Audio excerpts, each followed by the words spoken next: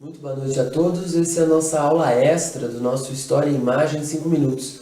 Sempre que a gente tiver alguma data especial, alguma data comemorativa, alguma data histórica, a gente vai tentar falar um pouquinho mais sobre esses momentos. Hoje a gente vai falar sobre o 13 de maio, o dia de hoje, historicamente conhecido na história do Brasil como o dia do fim da escravidão. Um monte de lema, um monte de problema a gente tem para tratar sobre esse assunto. Vamos escolher uma sugestão, inclusive, que aparece na nossa página no Facebook, de uma das nossas leitoras, Debré. Dá uma olhadinha na imagem que a gente vai tratar aí. Para falar de escravidão no Brasil, a gente tem 1 milhão de fatores para começar. Então eu vou tentar passar aqui para vocês um panorama geral de coisas que vocês precisam conhecer. A escravidão ocorre no Brasil, a escravidão africana ocorre no Brasil, desde o início, praticamente, da nossa colonização até o final do século XIX. A gente é colonizado por portugueses e os portugueses são desde o século XV, desde os anos 1400, 1500, os portugueses já vão se dedicando às expansões marítimas. Lá nos anos 1500, os portugueses vão dominar grande parte da costa africana, vão estabelecer feitorias e contatos com diversas etnias e povos africanos, vão ser para nós aqui os chamados donos da África. Essa escravidão no Brasil, ela vai começar especificamente a partir de 1580. A presença dos escravos africanos aqui tem total ligação com os ciclos econômicos e com as necessidades da colonização. O desenvolvimento do ciclo da cana-de-açúcar no Nordeste brasileiro vai incentivar e vai aumentar essa demanda de escravidão, fazendo com que a partir de 1580 a gente comece a perceber um número crescente de escravos africanos aqui que não vão regredir. Daí para frente, o número de escravos só vai aumentar. Por mais que as atividades econômicas mudem, depois vem o ciclo do ouro, depois temos o ciclo do café, ambos aqui no Sudeste, a presença do negro é contínua, a presença da escravidão é crescente. A gente pode falar um número aí puxado por pesquisas da Biblioteca Nacional do Rio de Janeiro, um número de 5,5 milhões de escravos africanos que teriam vindo para o Brasil, né, numa migração compulsória, obrigados a virem para cá. Olha que número interessante, desses 5,5 milhões de escravos que vieram para cá, a gente consegue encontrar registro de 4,8 milhões de escravos que foram comercializados e um registro de 700 mil escravos que morreram. Desses 700 mil escravos que morreram, cerca de 660 mil morreram na viagem, morreram dentro do navio negreiro. Isso já mostra para a gente um pouco da forma como esses escravos eram tratados e do respeito zero e de todo e qualquer tipo de noção de vida ou de convivência que para nós hoje existem. Nenhuma dessas relações era estabelecida entre brancos e escravos. É bom a gente se lembrar que o escravo é visto como uma propriedade, assim como uma casa, assim como um carro, algo que você compra e que é só seu e que você pode fazer dele o que você quiser, inclusive bater até matar. Oficialmente, a escravidão no Brasil acaba no dia 13 de maio de 1888 e esse dilema, esse debate traz aqui para nós essa conversa. É impossível, então, não destacar a brutalidade que essa palavra exploração e propriedade causaram na nossa cultura. A presença da escravidão na história do Brasil é um marco indissociável da nossa cultura. Nós temos diversos problemas ainda vividos hoje em dia por conta dessa memória que continua e que precisa ser superada. A dificuldade que nós temos em admitir os preconceitos, tratá-los, enfrentá-los e efetivamente, quem sabe, um dia superá-los. É muito interessante que quando a gente observa hoje para a nossa cultura, desde o século XIX, na verdade, a escravidão foi justificada pela cor. O escravo, por ser africano, é considerado uma população ou uma civilização de menor importância, de um menor grau de evolução. No entanto, no início da escravidão, lá no século XVI, nos anos 1500, a escravidão era justificada muito mais por a falta do catolicismo. A presença da cor preta na pele não efetivamente era vista como um grau de inferioridade, mas a inferioridade era vista no africano sim, mas principalmente por conta da sua religiosidade. Quando a gente encontra os registros dos portugueses, os jesuítas aqui, a grande marca histórica que aparece é o desrespeito e o preconceito com a falta de Cristo e com as religiões pagãs e o próprio islamismo tão difundido pelo continente africano. Uma pergunta muito complicada de se responder e que infelizmente é muito mal respondida por aí é uma pergunta simples. A América Espanhola, nossa vizinha, a Espanha na dominação da América, usou praticamente de cabo a rabo na América do Sul a exploração de escravos indígenas.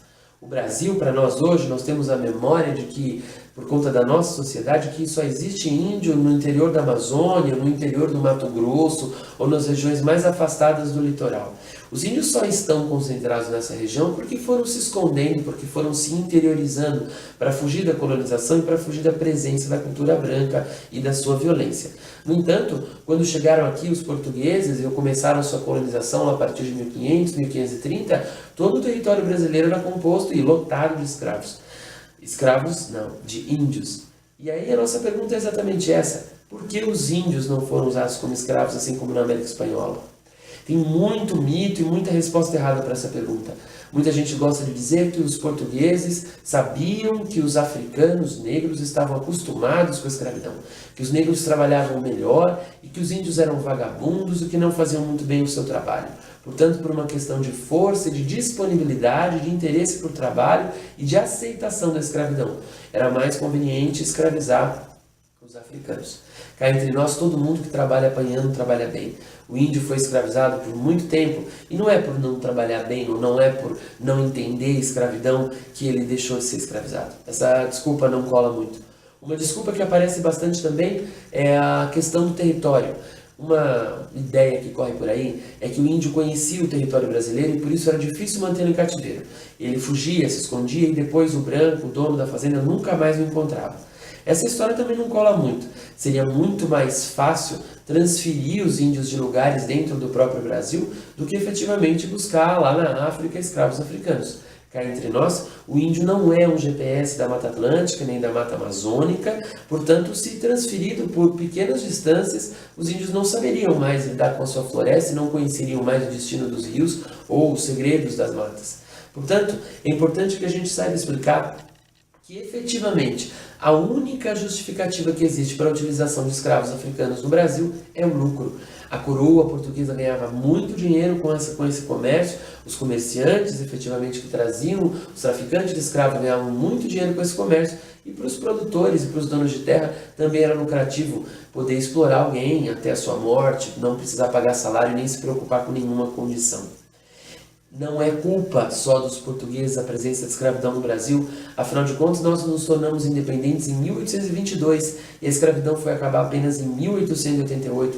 Foram 66 anos de escravidão onde brasileiros, onde o governo do Brasil, ok, evidentemente influenciado pela cultura portuguesa, mas que o Brasil teria condições de corromper com a escravidão, assim como, por exemplo, foi feito nos nossos países vizinhos da América Espanhola.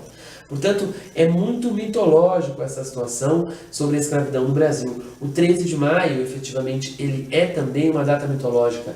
Durante muitos e muitos anos, a figura da princesa Isabel foi emblemada como uma santa mensageira de boas épocas e de bons ares por ter escolhido a escravidão e por ter assinado a Lei Áurea.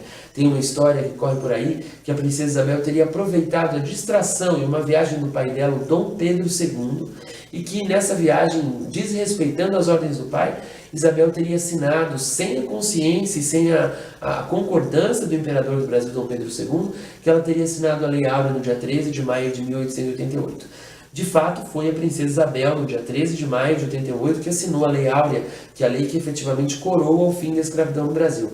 No entanto, esse efetivo interesse da princesa Isabel não tem nenhuma relação com o fato de ela precisar discordar do pai ou aproveitar a ausência do pai.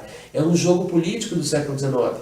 O segundo reinado, o reinado do imperador Dom Pedro II, estava chegando ao fim e a Isabel precisava ser conhecida por algum feito incrível. A escravidão era um caminho sem volta, ela precisaria e ela iria acabar. Portanto, era uma forma de divulgar Isabel para o mundo todo e principalmente para os brasileiros. Era uma forma de dar uma sensação, uma inspiração de que Isabel era livre, que Isabel era corajosa e que principalmente Isabel era moderna. Portanto, a modernidade tão querida e tão buscada pelo povo brasileiro poderia chegar sem que necessariamente houvesse a necessidade de acabar com a monarquia e com o Império do Brasil. Não dá para negar a quantidade de impressões inglesas que desde o início do século XIX vão encher a cabeça de Dom João VI, ainda rei de Portugal, depois de Dom Pedro I, depois dos regentes e ainda de Dom Pedro II. A Inglaterra tem um interesse comercial. Um país que tem sua mão de obra baseada em escravos não tem mercado consumidor. Quando a grande maior parte dos trabalhadores é escravo, os escravos não recebem salário, portanto os escravos não consomem, não compram nada. A Inglaterra queria desenvolver mercado no Brasil, portanto precisava de trabalhadores livres. Quanto mais trabalhadores livres ela tivesse, mais gente poderia comprar as mercadorias aqui. É um outro dilema e um outro mito sobre a questão do 13 de maio é o heroísmo dessa data. Se a gente olhar para a história do Brasil, desde 1850 nós temos leis diretamente relacionadas ao fim da escravidão. Em 1850, a Lei Eusébio de Queiroz, 71, ventre livre, 85, sexagenário. Foi um processo. As leis do fim da escravidão, as leis chamadas de abolicionistas, elas foram acontecendo gradativamente. O fim da escravidão no Brasil foi processual. Isso acontece para que os donos de escravos e os proprietários de fazenda pudessem ter tempo de ir substituindo a sua mão de obra, já que para a época seria inadmissível dar dinheiro para um negro, contratar um negro como um trabalhador livre. Era preferível buscar pessoas em outros lugares e outros tipos de gente, a não ter que pagar salários para pessoas consideradas não pessoas. É interessante observar essa escala de leis. Quando a gente fala da Lei Eusébio de Queiroz de 1850, nós estamos falando de uma lei que proíbe o tráfico de escravos. Não seria permitida a entrada de novos escravos no Brasil. Os escravos que estivessem aqui continuariam sendo escravos, mas nenhum novo escravo poderia ser trazido da África para cá. Quando a gente olha a segunda lei abolicionista, a lei de 1871, a lei do ventre livre, que proibiu o nascimento de escravos no Brasil, a escrava mulher negra não seria mais mãe de um filho escravo. A escravidão não seria mais um fardo passado hereditariamente pela mãe. Se você observar, isso colocava um fim à escravidão do Brasil. Se você não pode trazer negros de fora, e se você não pode mais aproveitar os negros que estão nascendo aqui, os escravos que estão vivos em idade produtiva serão os escravos. Outros escravos não vão repor esse mercado. Lá no final do 19, já em 85, a lei sexagenária cortava mais uma ponta do problema, garantia uma aposentadoria, o que é meio ridículo, até por conta da expectativa de vida do século XIX. Pela condição de vida de um negro africano, escravo, ou mesmo um negro nascido no Brasil, não havia a possibilidade de viver 60 anos de idade. Quem dera passar dessa idade para conseguir sua aposentadoria. O que vale ressaltar aqui é que em 1888, no famoso 13 de maio, quando Isabel, não por interesse de desagradar o pai ou de mostrar coragem, mas sim de se divulgar, quando Isabel assina o tratado efetivo e oficial, o fim da escravidão no Brasil, a Lei Áurea, Isabel libertou poucos escravos. Os fazendeiros não eram bobos. Os fazendeiros já tinham percebido desde 1850 que a escravidão estava acabando. As pressões da Inglaterra eram cada vez maiores. Desde 1871 a escravidão prática no Brasil já tinha acabado. Portanto, devagar, os donos de fazendas, principalmente os produtores de café, foram substituindo essa mão de obra por imigrações, principalmente imigrantes italianos, espanhóis e portugueses, imigrantes europeus. Efetivamente, em 88, poucos escravos foram libertados pela princesa Isabel no dia 13 de maio. Portanto, o 13 de maio assume muito mais uma memória cultural de uma tentativa de criação de uma ideologia sobre a Isabel.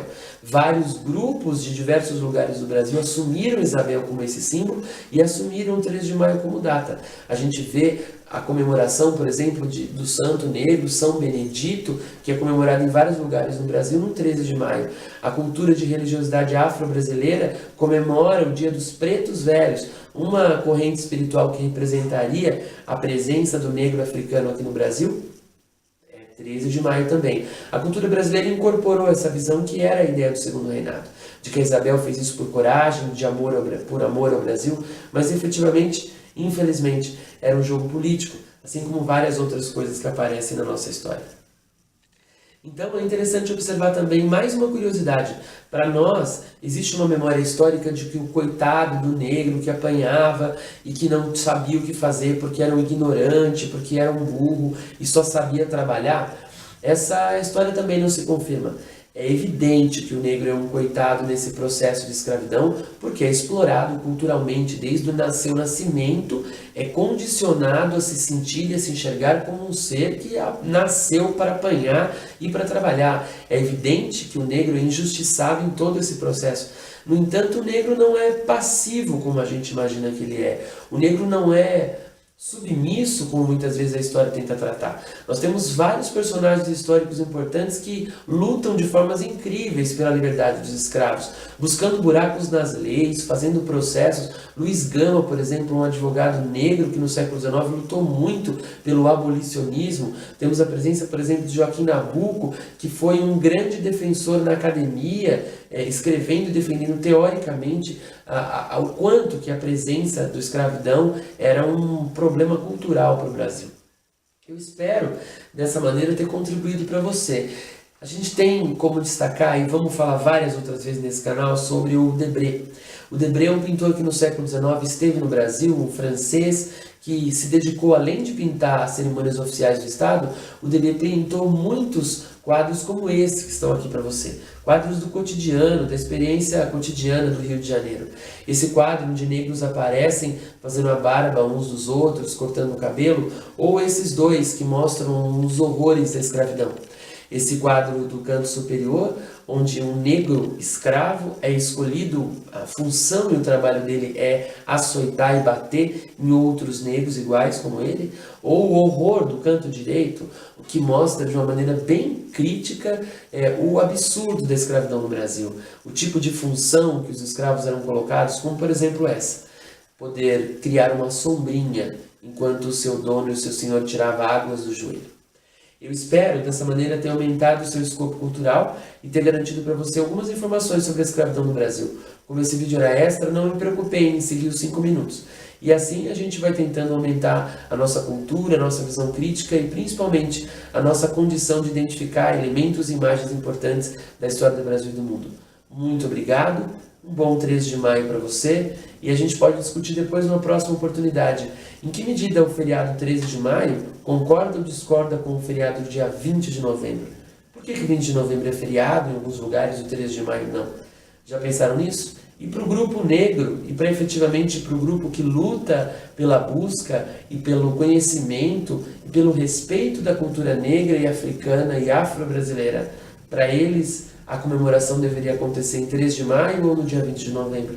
Pense nisso, lá no dia 20 de novembro a gente tem uma aula especial. Até mais, muito obrigado.